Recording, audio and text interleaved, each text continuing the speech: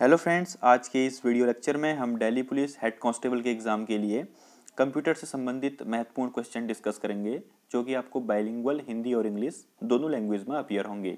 इनकी पीडीएफ के लिए आप हमारे टेलीग्राम ग्रुप या व्हाट्सएप ग्रुप को ज्वाइन कर सकते हैं, जिनका लिंक डिस्क्रिप्शन बॉक्स में दिया हुआ है। दोस्तों, दिल्ली पुलिस के एग्ज़ाम में 10 नंबर की कंप्यूटर पूछी जाती है, तो इसी पर्सपेक्टिव से ये क्वेश्चंस काफ़ी इंपॉर्टेंट हो जाते हैं। इससे पहले भी मैं 2 वीडियो बना चुका हूँ कंप्यूटर के ऊपर, उनका लिंक मैं आपको सजेस्ट कर दूंगा। आप ऊपर आई बटन पे क्लिक करके उन वीडियोस को देख सकते हैं। शुरू करते हैं आज का पहला प्रश्न। दोस्तों, आज का पहला प्रश्न है, in the context of Microsoft Word there is a feature called gutter margin, what is the feature used for. तो माइक्रोसॉफ्ट वर्ड के कॉन्टेक्स्ट में एक टर्म यूज होता है गटर मार्जिन। इसका क्या उपयोग होता है? तो दोस्तों, facilitate the insertion of page number. तो जब भी हम MS वर्ड में पेज नंबर इंसर्ट करते हैं तो ये उस प्रक्रिया को सुगम बनाता है, उस प्रक्रिया को फैसिलिटेट करता है। ऑप्शन नंबर 4, पृष्ठ संख्याओं के सम्मिलन को सुगम बनाना, ये गटर मार्जिन का कार्य होता है। अगला प्रश्न है दोस्तों, speed of internet connection is measured in. तो इंटरनेट कनेक्शन की गति किस में मापी जाती है, उसकी यूनिट क्या होती है? दोस्तों, इसकी यूनिट होती है GBps, यानी कि गीगाबाइट पर सेकेंड। ठीक है, MBPS और KBPS भी जो है वो इंटरनेट कनेक्शन को मेजर करने की यूनिट्स होती हैं। अगला ऑप्शन है दोस्तों, which was the world's first successful electronic computer. तो विश्व का पहला सफल इलेक्ट्रॉनिक कंप्यूटर कौन सा था? तो दोस्तों, ये था ENIAC। ऑप्शन नंबर 4, ENIAC जो था वो world first successful electronic computer था। ENIAC का फुल फॉर्म है electronic numerical integrator and computer. Electronic numerical integrator and computer दोस्तों किस कंट्री के द्वारा डेवलप किया गया था? ये US के द्वारा डेवलप किया गया था वर्ल्ड वॉर 2 के समय पे। ठीक है, जब द्वितीय विश्व युद्ध था उस समय पे यूनाइटेड स्टेट ऑफ अमेरिका द्वारा ENIAC को डेवलप किया गया था। दोस्तों, अगला प्रश्न है, which of the following is an application software. तो निम्नलिखित में से कौन सा एक एप्लीकेशन सॉफ्टवेयर है? दोस्तों, जो MS ऑफिस है, MS ऑफिस एक एप्लीकेशन सॉफ्टवेयर है। दोस्तों, एप्लीकेशन सॉफ्टवेयर की भी वेरियस टाइप्स होते हैं, जैसे कि पहला होता है word processing software. Word processing software के अंतर्गत आते हैं दोस्तों MS वर्ड, वर्डपैड, नोटपैड। ठीक है, और दूसरा होता है डेटाबेस सॉफ्टवेयर। तो डेटाबेस सॉफ्टवेयर के अंदर आता है दोस्तों MS एक्सेस और ओरेकल इत्यादि। फिर आता है स्प्रेडशीट सॉफ्टवेयर। आपको पता है कि जो स्प्रेडशीट सॉफ्टवेयर है उसके अंदर आता है MS एक्सेल। और एक होता है दोस्तों मल्टीमीडिया सॉफ्टवेयर।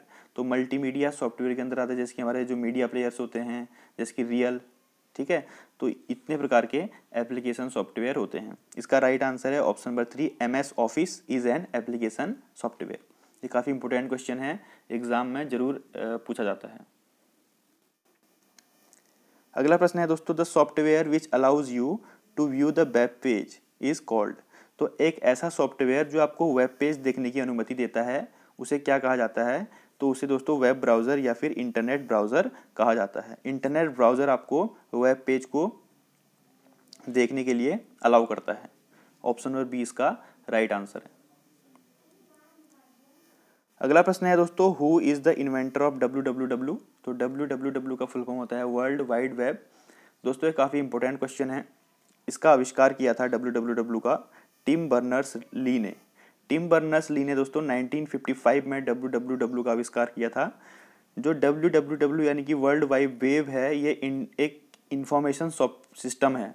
ठीक है, जिसमें डॉक्यूमेंट और अदर जो हमारे वेब रिसोर्सेज होते हैं उनको URL के द्वारा आइडेंटिफाई किया जाता है। किसके द्वारा आइडेंटिफाई किया जाता है? URL के द्वारा। और जो www यानी कि वर्ल्ड वाइड वेब के रिसोर्स होते हैं उनको HTTP के द्वारा ट्रांसफ़र किया जाता है।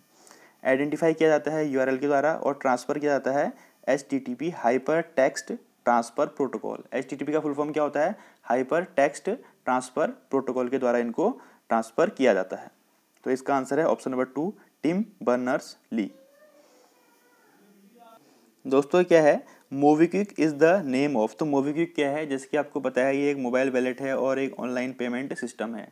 ठीक है, ये एक एप्लीकेशन है जिसके द्वारा हम मोबाइल से पेमेंट कर सकते हैं ऑनलाइन। अब दोस्तों, यहाँ पर आपको दिख रहा होगा वाइट लेवल ATM और ब्राउन लेवल ATM। तो इनके बारे में कुछ इन्फॉर्मेशन जान लेते हैं, क्योंकि ये भी कभी कभार एग्जाम में पूछ ले जाते हैं। दोस्तों जो ब्राउन लेवल एटीएम होते हैं, जो वाइट लेवल एटीएम होते हैं, वो एटीएम जो है वो नॉन बैंकिंग एंटिटीज द्वारा लगाए जाते हैं। इनमें बैंक का कोई रोल नहीं होता है, ठीक है। लोगों की सुविधा के लिए नॉन बैंकिंग जो एंटिटीज होती हैं, जैसे कि आपने टाटा का इंडिकैश देखा होगा, ठीक है, और मुथूट फाइनेंस के एटीएम आपने देखे होंगे। तो ये चीज़ें क्या हैं, ये नॉन बैंकिंग एंटिटीज हैं, ठीक है। ये बैंकिंग सेक्टर में नहीं है, लेकिन फिर भी ये अपने एटीएम लगाते हैं। तो ये हो गया वाइट लेवल एटीएम। दूसरा होता है दोस्तों brown level ATM. Brown level ATM जो होता है, जिनको बैंक द्वारा आउटसोर्स पे रखा जाता है, यानी कि as a third party work करते हैं, उनको बुलाता है ब्राउन लेवल एटीएम। दोस्तों अगला होते हैं ग्रीन लेवल एटीएम, यानी कि जो एग्रीकल्चरल ट्रांजेक्शन के लिए, कृषि संबंधित जो ट्रांजेक्शन होते हैं उनको करने के लिए जो एटीएम लगाए जाते हैं वो हैं ग्रीन लेवल एटीएम। ऐसे होते हैं दोस्तों ऑरेंज लेवल एटीएम, यानी कि शेयर के ट्रांजेक्शन के लिए जो एटीएम यूज किए जाते हैं वो होते हैं ग्रीन लेवल। और ई कॉमर्स के ट्रांजेक्शन के लिए येलो लेवल एटीएम। और महिलाओं के स्पेसिफिक जो होते हैं वो पिंक लेवल एटीएम होते हैं।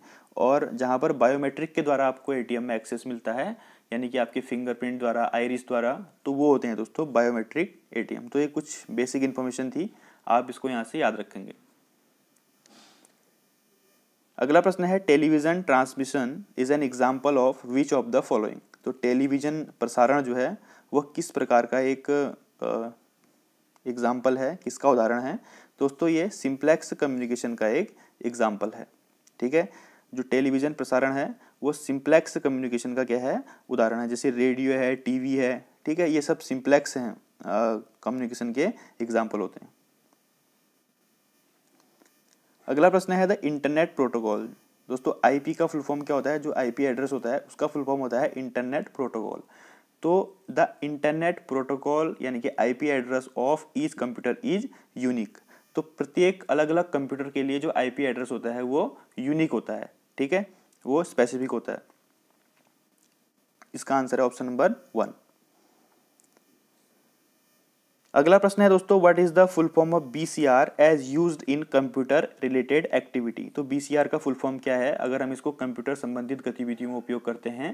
दोस्तों बीसीआर का फुल फॉर्म है बारकोड रीडर, ठीक है दोस्तों। जो बारकोड को रीड करने के लिए और आइडेंटिफाई करने के लिए यूज किया जाता है, आपने मॉल्स में और इसको शॉपिंग कॉम्प्लेक्सेस में जरूर देखा होगा। तो ये होते हैं बारकोड रीडर। बीसीआर का फुल फॉर्म क्या है, बारकोड रीडर। अगला प्रश्न है व्हाट इज परम शिवाय। दोस्तों परम शिवाय क्या है, सीडैक के द्वारा डिजाइन किया गया एक सुपर कंप्यूटर है परम शिवाय, ठीक है। Option number 1 is right answer. दोस्तों 2019 में आईआईटी वीएचयू में प्रधानमंत्री श्री नरेंद्र मोदी जी द्वारा इसका उद्घाटन किया गया था। और इसकी कैपेसिटी है, ध्यान से देखिएगा, इसकी कैपेसिटी है दोस्तों 833 टेराफ्लॉप, ठीक है। 833 TF जो है इसकी कैपेसिटी है। अगला प्रश्न है http www.examination.com is an example of. तो जो आपको ये दिया हुआ है ये किसका उदाहरण है। दोस्तों ये URL का उदाहरण है, ठीक है, URL।